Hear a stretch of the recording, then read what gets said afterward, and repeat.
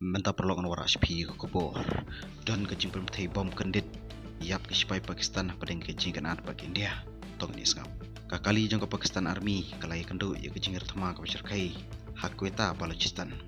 report ke ongba yap sipaungut ke sipai Pakistan hakani ke attack Hamargat region kam bagani kakali sipai Pakistan kadan padeng rutin pahara hakapor buktai bom kam jigit kli ke Balochistan Army kani kejing permtai bom ya ke sipai Pakistan ka statement kumju ladap isu ndau Jian Baloch unong aikitin jong kani kanhon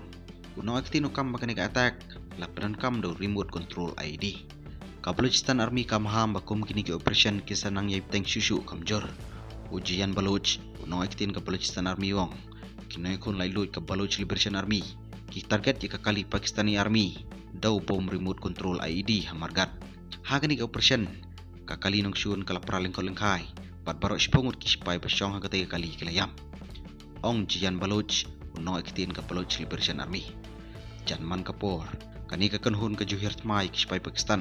how brai march hijack ka kanhun ya ka Jafar Train Express hajan bolan bat ya saus pak saupungut ki passenger kumba arpu ingut yap ki priyo hagate ki jingja hijack ya karel hajan bolan kani ka jing pentai bom tmai ki sipai Pakistan kawan hapedeng badang jor ka jing kanat bagi India ka India Pakistan